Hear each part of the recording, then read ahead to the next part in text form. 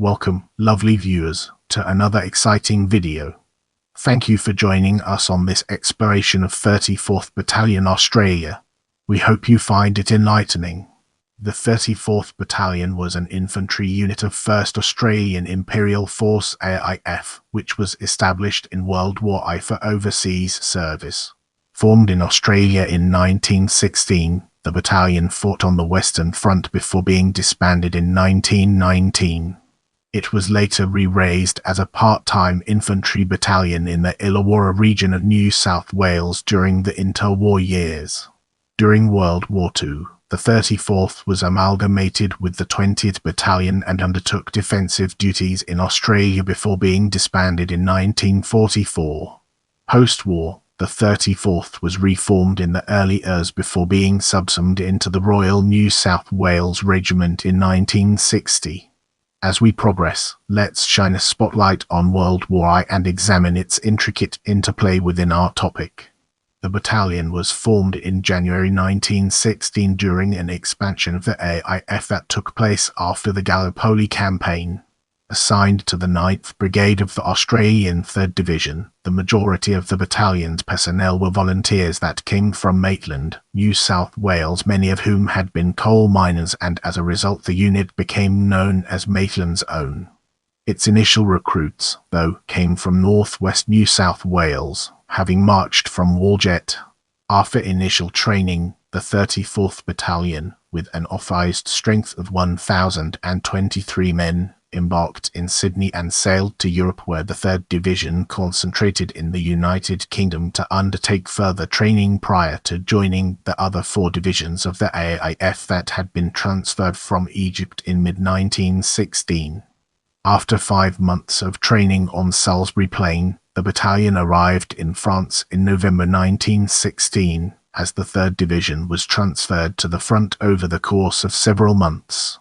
The division's move was not complete until February 1917, but the battalion was moved up to the front line soon after its arrival, taking up a position on 27 November 1916. Over Christmas, the Australians endured the worst winter Europe experienced in 40 years, and for the next 2 years the 34th Battalion served on the Western Front until the end of the war. Nevertheless, the battalion's first major action did not come until mid-1917, when the British shifted their focus towards the Ypres sector in Belgium, and the 3rd Division was committed to the Battle of Messines as part of II Anzac Corps on 7 June. The 34th Battalion, along with the rest of the 9th Brigade, was tasked with leading the division's assault. Beginning their approach march late on 6 June, they were caught in a German dust bombardment that inflicted heavy casualties. Nevertheless, they arrived at the line of departure on time and, after a number of mines were exploded in front of their positions, the assault began. The exploding mines destroyed a large part of the German line, and as a result initial resistance was quickly overcome. By 5 am on 7 June, the division had gained the crest of the Messines Ridge and dug in to defend against a possible counterattack, with the 34th occupying a position around Grey Farm. Following Messines, the 34th was rotated between manning the front line and conducting training in rear areas, before joining the Battle of Passchendaele on 12 October. Despite beginning promisingly for the Allies, by the time the 34th arrived heavy rain had turned the battlefield into a muddy quagmire that hindered their advance and ultimately resulted in heavy casualties and limited gains. For the 34th the losses were particularly heavy, representing 50% of its strength.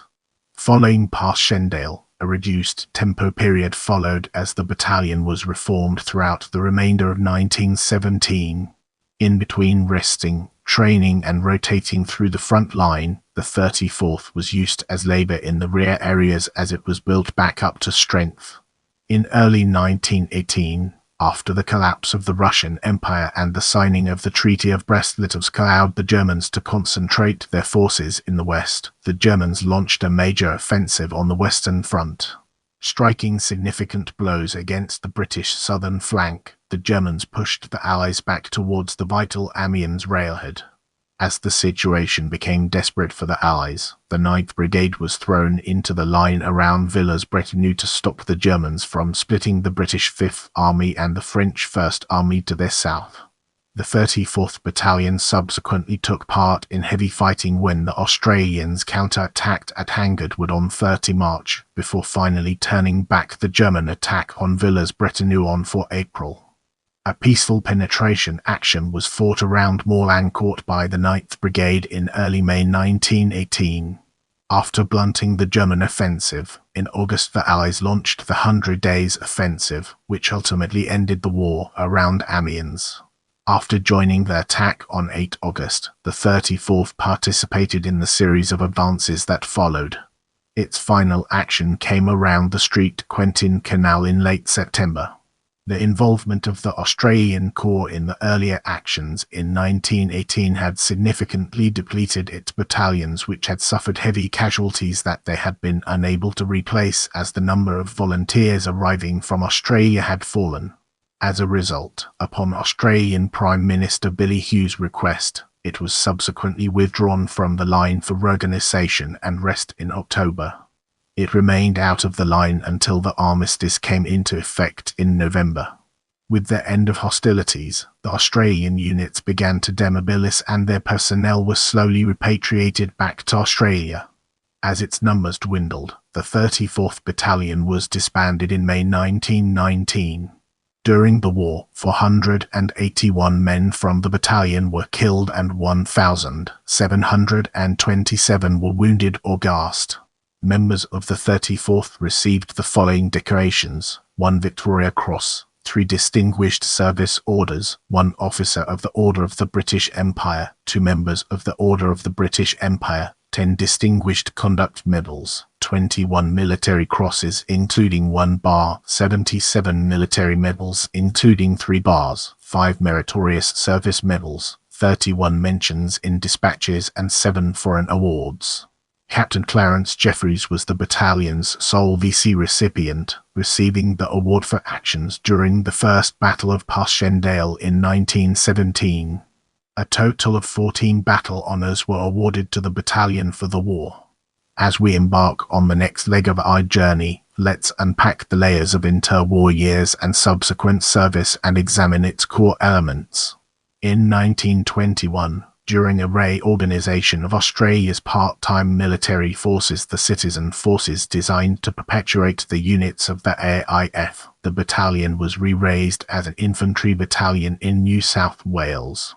In doing so, the battalion drew personnel from the 2nd Battalion, 34th Infantry Regiment, which drew its lineage from the 37th Infantry Regiment.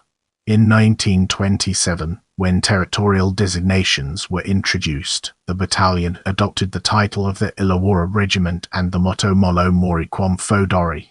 In 1936, the battalion formed an alliance with the Border Regiment. Initially, a mixture of voluntary and compulsory service was used to maintain the strength of the citizen forces units. However, in 1930, the newly elected Scullin Labour government abolished the Universal Training Scheme, replacing it with a volunteer-only militia. During World War II, due to the provisions of the Defence Act, which precluded militia units from being sent outside Australian territory to fight, the battalion remained in Australia, where it undertook defensive duties variously assigned to the 14th and 28th Brigades. Around November 1942, the battalion's machine gun company was detached, and in conjunction with several other militia machine gun companies, it was used to form the 6th Machine Gun Battalion.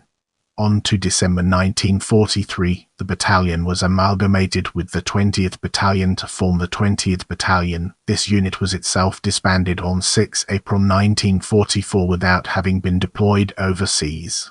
After the war, Australia's part-time military force was reorganised in 1948 under the guise of the Citizen Military Force (CMF). However, the 34th Battalion was not re-raised until 29 October 1951.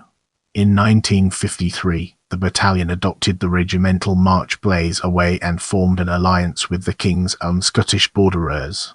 On 8 March 1959, the battalion was granted the freedom of the city of Wollongong, but the following year it ceased to exist when the Pentrapic divisional establishment was adopted by the Australian Army. The infantry units of the CMF were reorganised into state-based regiments, with former battalion-level organisations becoming company-level formations of Pentrapic battalions.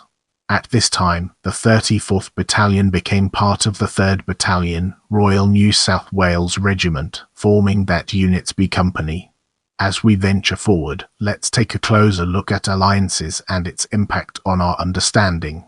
The 34th Battalion held the following alliance: United Kingdom the Border Regiment, United Kingdom the King's Own Scottish Borderers, United Kingdom the Border Regiment, United Kingdom the King's Own Royal Border Regiment. Get ready for an exciting exploration as we unravel the mysteries of battle honours.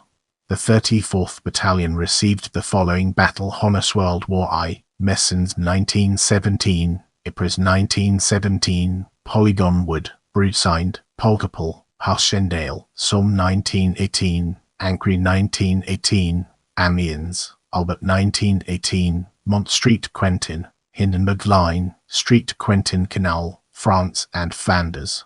Now, let's shift our perspective and explore commanding officers from a different angle. The following officers served as commanding officer of the 34th Battalion during World War I: Malcolm Street John, Martin, Ernest Edward, Grant, Francis George, Wilcock, Arthur Ruff. Your feedback helps me improve, so please take a moment to leave a comment or review.